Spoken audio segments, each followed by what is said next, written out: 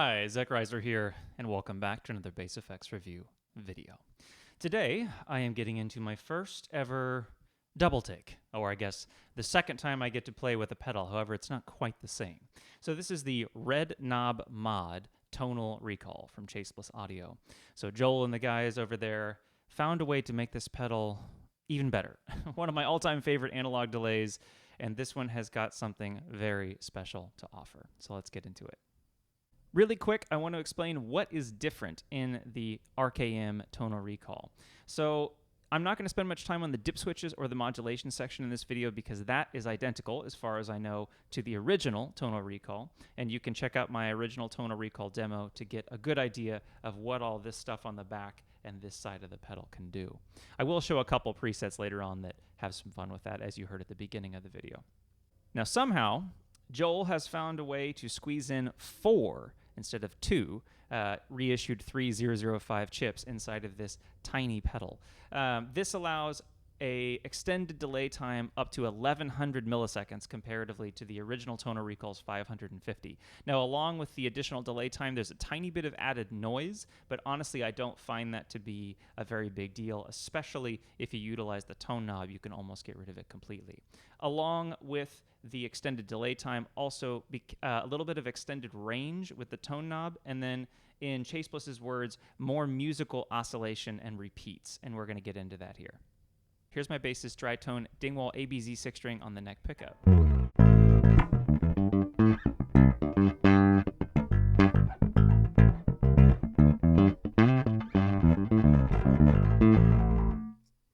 All right, we're going to start with the settings exactly as they're shown on the pedal. No dip switches are turned on at this point, so it's exactly see what you get here.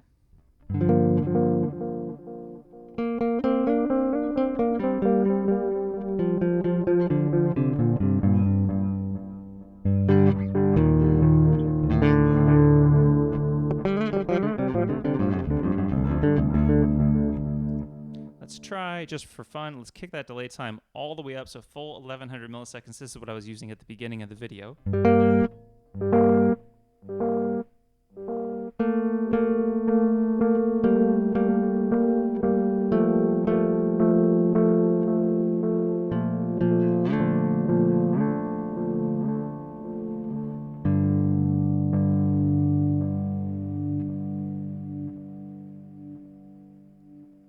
Same settings here, so obviously the longest delay time is going to give you the most noise because you're kind of fully stretching those chips as far as they can go. So I want to show what happens if you do roll forward the tone knob. You get quite a bit of clock noise in here with this really high delay setting, which I actually like. It gives you kind of this super lo-fi delay sound here. So here's the same delay time, but with the tone knob rolled totally forward.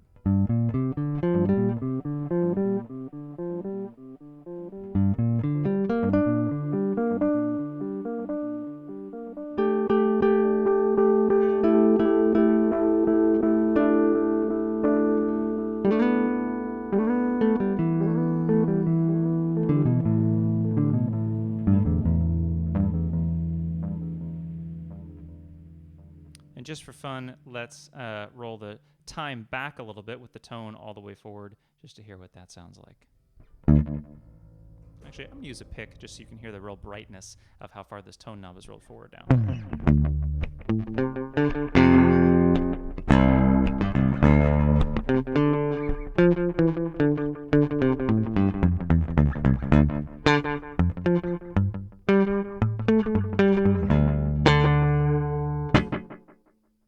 All right, I turned on a little bit of overdrive from the Source Audio Aftershock.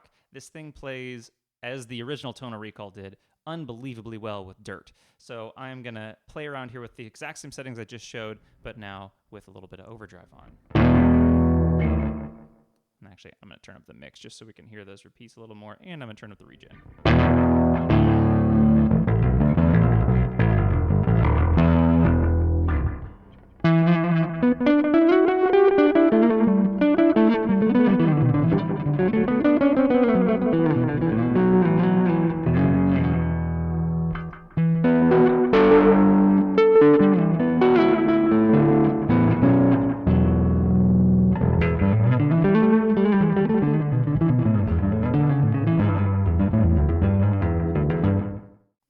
turning the tone knob down, getting a really just juicy, warm repeat, quite a bit longer delay time here, still with a little bit of overdrive on.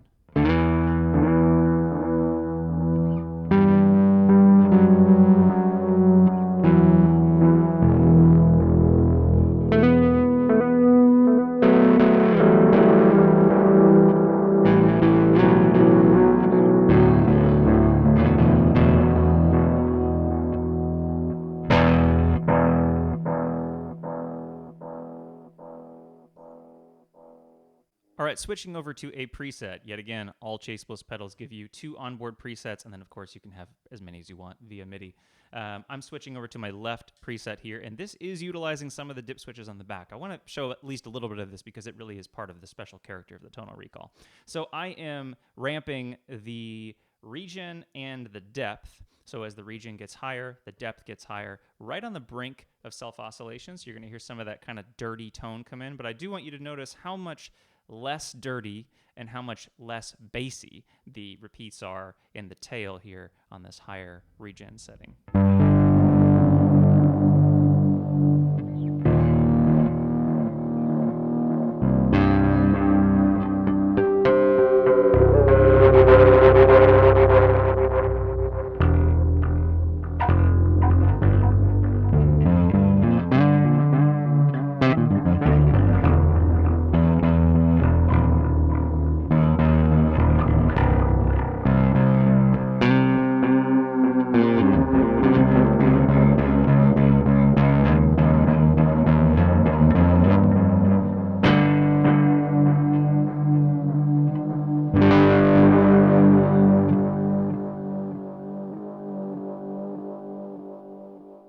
Another setting I always like to use analog delay for is kind of a pseudo slapback to add a little bit of body to a synth-based texture. So without the tonal recall on, I have the Boss OC2 running into a slightly gated fuzz on the Source Audio Aftershock, and I get this. And now into this slapback delay.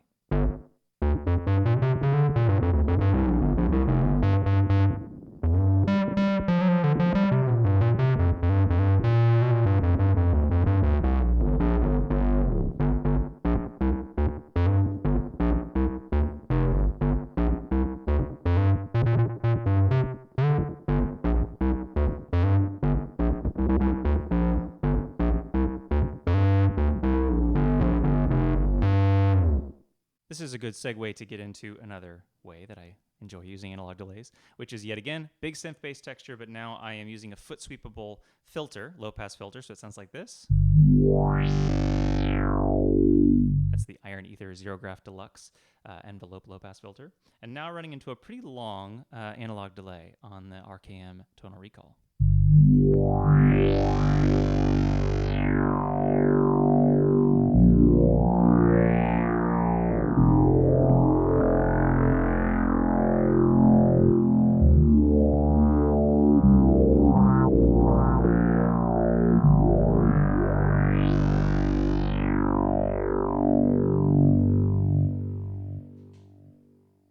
Continuing further down the synth train here, I've turned off the OC2, so now it's just that gated fuzz running into that filter into the tonal recall. But I've also turned on a really big hall reverb after the tonal recall. So without the tonal recall, this is what I have. And the reason why I want to show this is that the tonal recall, especially the RKM modded one, seems to just blend with your signal incredibly well. It just adds this rich, warm, analog body to what's happening. So let's get even synthier. Same setup here, except now adding the tonal recall into that chain.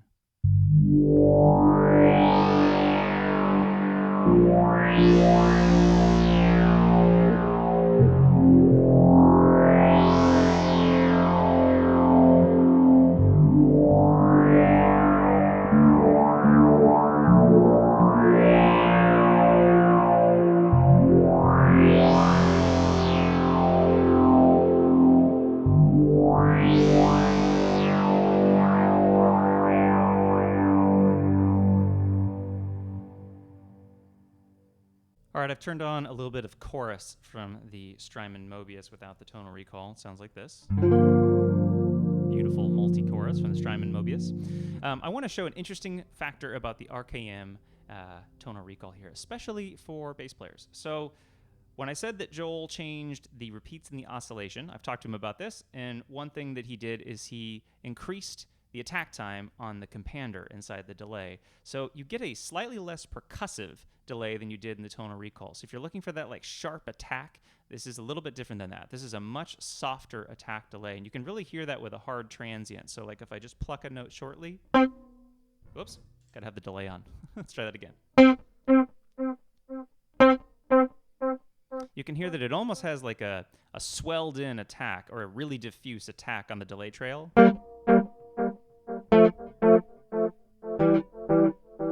And just to really demonstrate that, here is a pure digital delay that has a very sharp, hard transient on the front of the delay. Here's that. So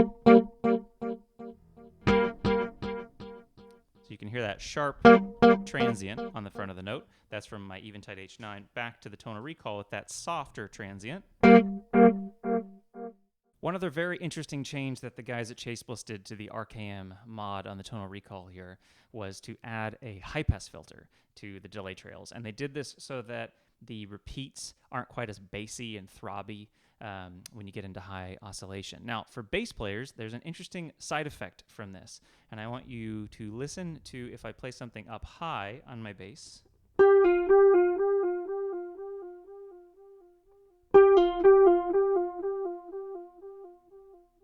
Versus if I play something low.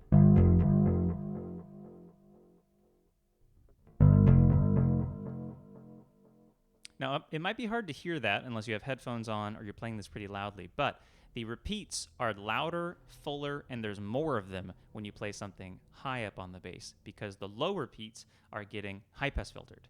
An interesting side effect from this is that it acts almost like a ducking delay in your low register. So if I'm playing up high, it's nice and full. But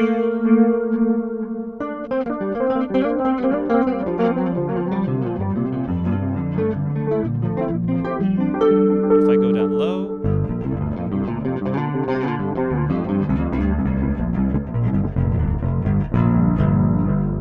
it's not getting overly bassy like a lot of delays tend to do. Okay, with all that being said, everything about the compander and the high-pass filtering and all these fancy things, I want to get back to showing just how musical this pedal really is. This softer attack and this high-pass filter really does just lend this thing to being incredibly musical. It's not the most rhythmic delay. It's not going to give you that rhythmic interplay that a really hard digital delay or something would, but it just gives you this warmth to your sound. So back to a chorused bass signal from the Strymon Mobius, running into a pretty long delay with a lot of regen, almost into self-oscillation. And let's hear what a little bit of that sounds like.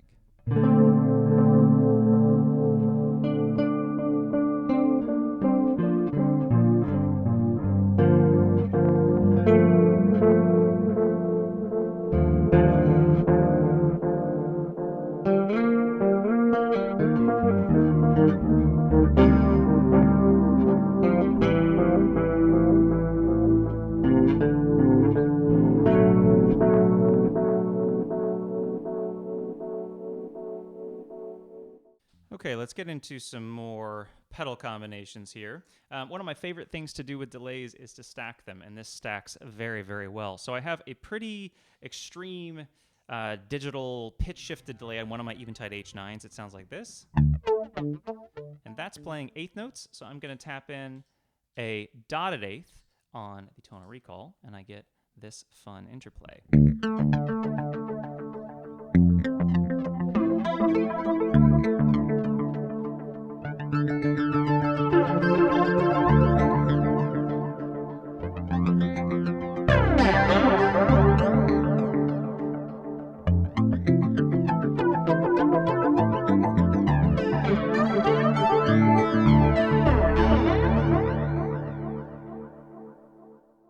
Another simple stacked delay sound. This is a pure digital delay on dotted eighths with a quarter analog delay from the tonal recall. So without the tonal recall, I'm getting this. And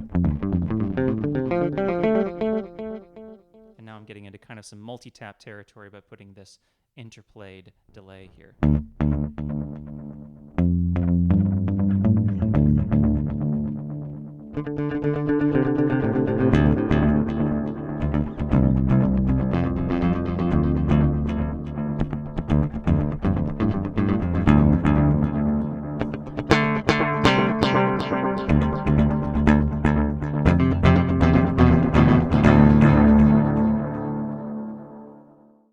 right, another one of my favorite pedal combinations. This is a harmonic tremolo from the Strymon Mobius running into the tonal recall. So without the tonal recall. And now let's add some of that analog goodness from the tonal recall.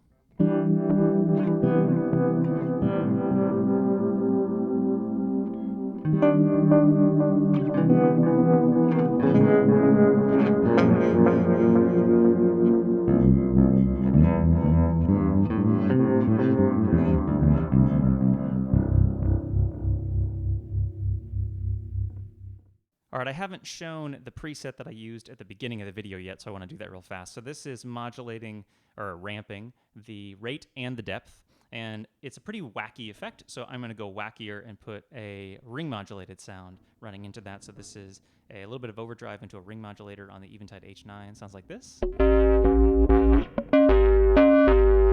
now let's get wacky.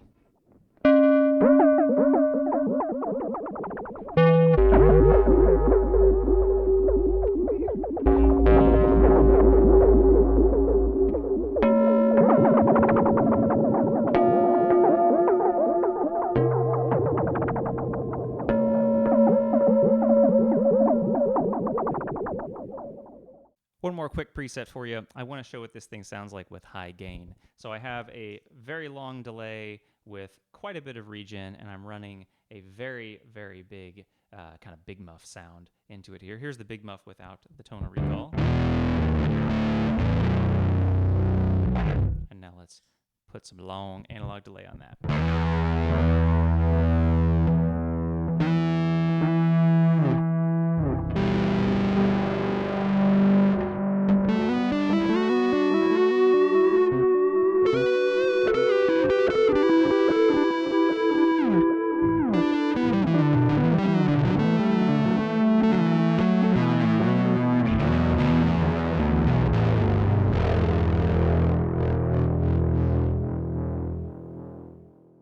So that is my review of the Red Knob Mod Tonal Recall from Chase Bliss Audio.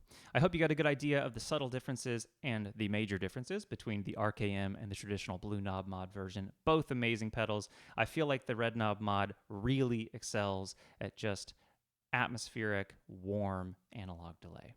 So I hope you enjoyed this video. I will be back soon with more pedals and effects reviews very shortly. Please subscribe below, and thank you so much for watching.